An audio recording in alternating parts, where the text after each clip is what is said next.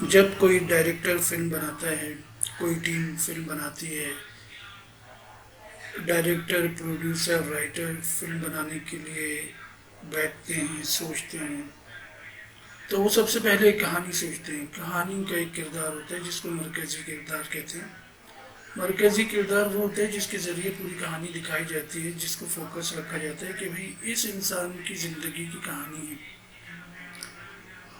مرکزی کردار وہ ہوتا ہے کسی بھی کہانی میں جس کے ذریعے پوری فلم دکھائی جا رہی ہوتی ہے، جس کی لائف کے اوپر فلم بنتی ہے کہ وہ کوئی فلم میں اہم کام کرے گا،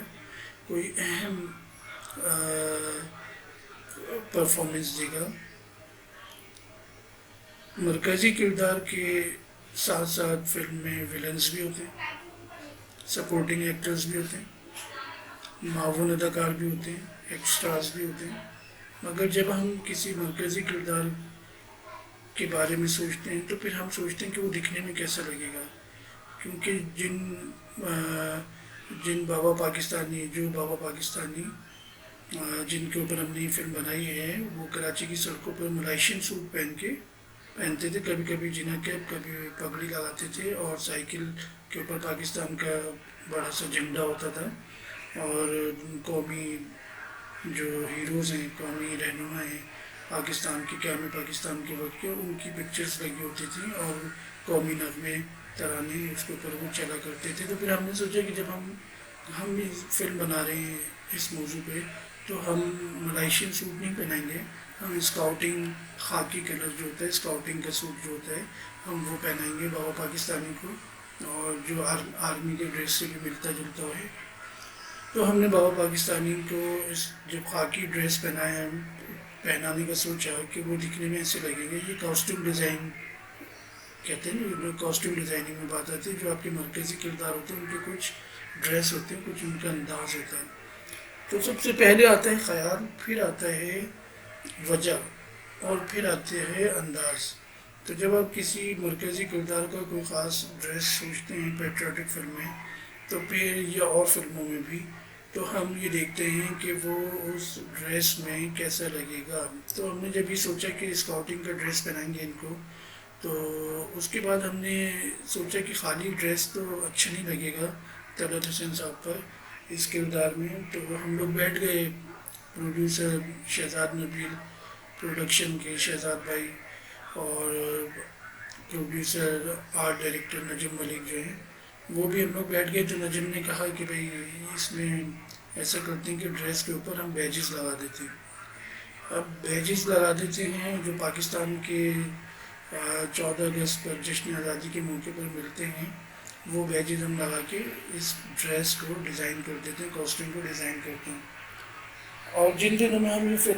فلمانے کے لیے جا رہے تھے، ان دنوں میں 14 اگست تو نہیں تھی، اگست کا مہینہ بھی نہیں تھا، اور جشن آزادی کی کوئی تیاری بھی نہیں تھی۔ تو پھر ہم نے سوچا کہ ابھی بیجز ہمیں کہاں سے ملیں گے، تو یہ پاکستان کوارٹرز، پاکستان چوک، لائٹ ہاؤس ہے کراچی میں، وہاں پہ جو دکانیں جو جشن آزادی کا سامان وغیرہ بیچتے ہیں، جس میں بیجز ہوتے ہیں، پرچم ہوتے ہیں، اور جو بینڈز وغیرہ کیپ وغیرہ ہوتے ہیں، تو ہم نے سوچا کہ وہاں جاتے ہیں، وہاں سے ہم نے بیجز لیے اور اس ڈریس کو ہم نے ڈیزائن کیا۔ اس کے ساتھ ساتھ پھر ہم نے جنا کیپ کی طرح کا کیپ جو ہے وہ ہم نے فلم میں بابا پاکستانی کو پہنایا، ان کے لیے لیا۔ جب یہ تصور کیا، یہ خیال سوچا اور امیجن کیا، تو پھر پتہ چلا کہ بہت اچھی لگیں گے طلعت حسین صاحب، اور جس دن انہوں نے یہ ڈریس پہن کے دکھایا، واقعی وہ ماشاء اللہ بہت اچھے لگ رہے تھے، آپ کو بھی اچھے لگ رہے ہوں گے۔ تو یہ ہو گئی کاسٹیوم کی کہانی۔ جب بھی کوئی فلم بنائی جاتی ہے، نئے رائٹرز، ڈائریکٹر، پروڈیوسرز، اور پرانے رائٹرز، ڈائریکٹرز، پروڈیوسر اس بات کو سمجھیں کہ جب بھی آپ کوئی ڈرامہ سیریل بناتے ہیں، کوئی فلم بناتے ہیں، تو اس میں جو مرکزی کردار ہوتے ہیں ان کے کچھ انداز ہوتے ہیں، ان کے ڈریسنگ کا کچھ انداز ہوتا ہے جو ان کے کردار سے بھی مطابقت رکھتا ہے۔ اور اس طرح ہم نے، جیسے کہ ہم نے اس فلم میں طلعت حسین صاحب کو ایک تھوڑے موٹے فریم کا چشمہ بھی لگایا، جس سے وہ تھوڑے دانشورانہ کیونکہ باتیں کریں گے اس میں، تو یہ بھی ضروری ہے۔ تو اور ان کی عمر کے حساب سے بھی وہ چشمہ ان کے اوپر بہت اچھا لگ رہا ہے۔ تو نئے ڈائریکٹرز، رائٹرز، پروڈیوسرز کو یہ ضرور سوچنا چاہیے جب بھی آپ شارٹ فلم بناتے ہیں، موبائل فون سے کوئی فلم بناتے ہیں، کوئی سینما کی فلم بناتے ہیں، تو آپ اس میں کریکٹر کی جو کریکٹرائزیشن ہوتی ہے اس میں ایک چیز یہ بھی ضروری ہوتی ہے کہ ڈریس کیسے پہنے گا آپ کا مرکزی کردار۔ بہت بہت شکریہ۔